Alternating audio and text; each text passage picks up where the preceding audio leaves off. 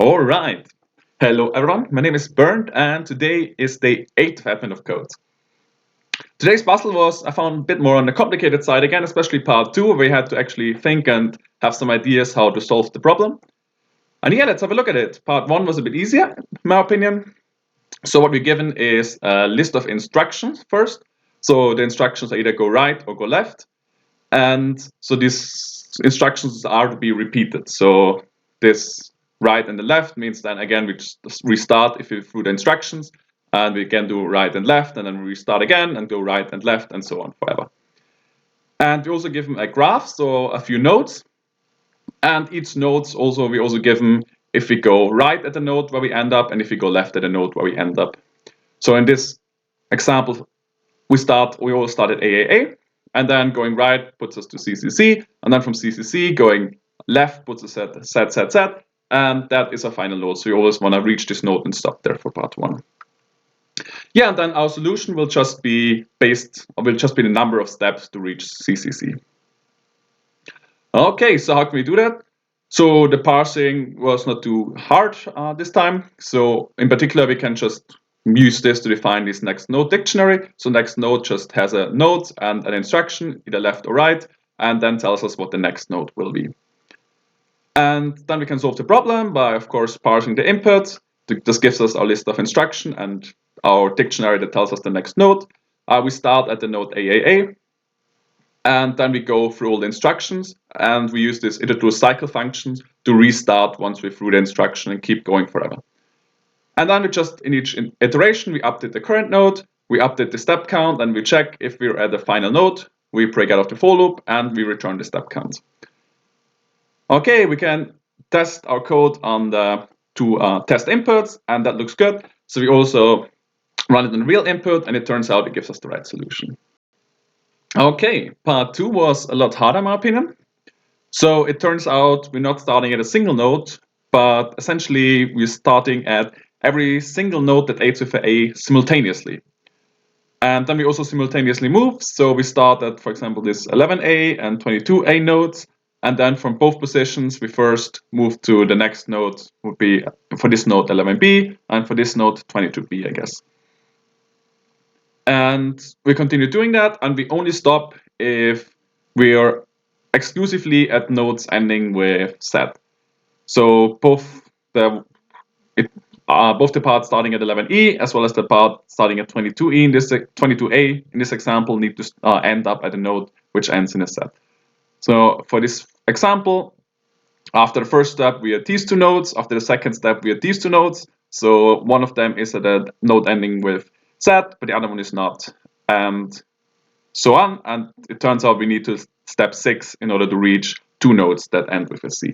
And that would be our solution, just the number of the step when we reach two nodes that end with a C.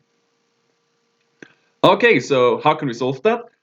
So I guess the first idea is solve it like the first part. So essentially going through all the instructions again in a cycle, and then updating, like first starting with all the starting nodes, and then updating all the nodes to be the next node, and then at each iteration checking if all the nodes end with a C. Then we return the iteration count. Yes.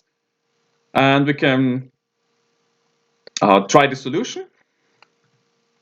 And it turns out on the test input it actually works well.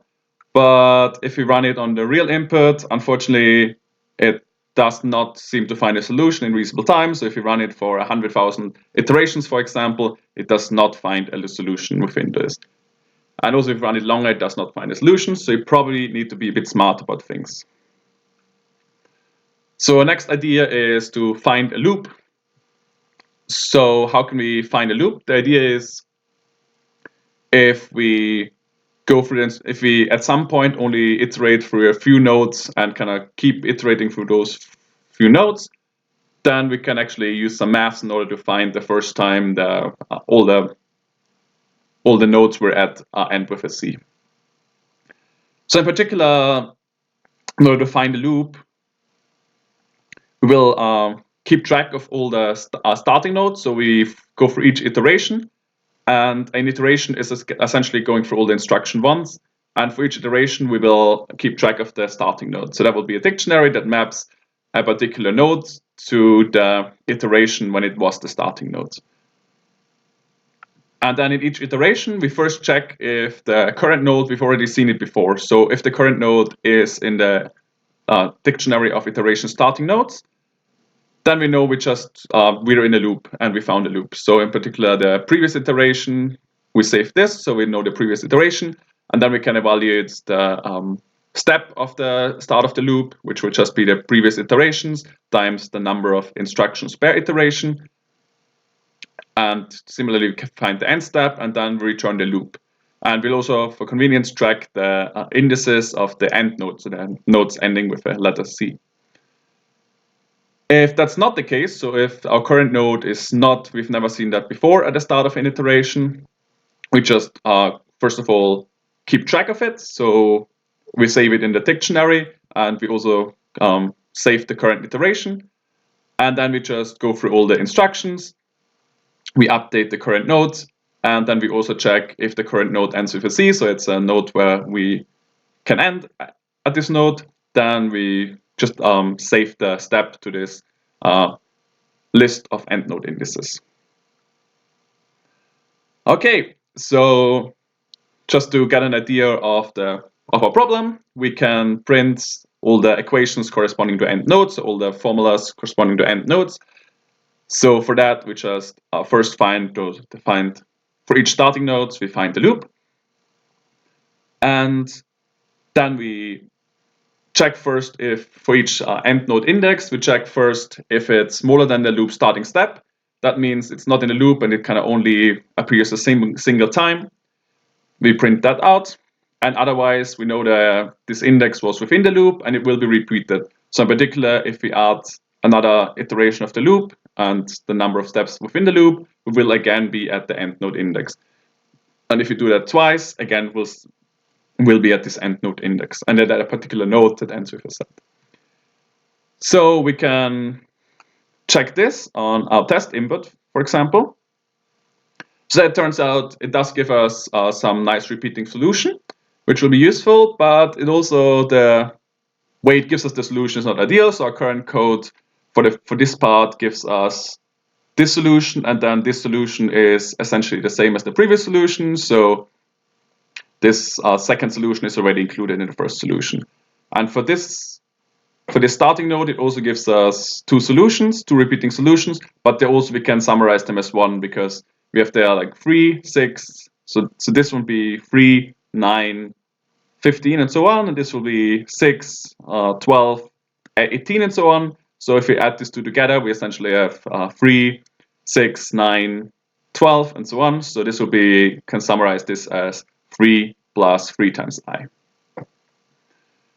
So we want to encode, we find code to simplify the solutions. In particular, this have for both of these two equations, we want to be able to simplify them.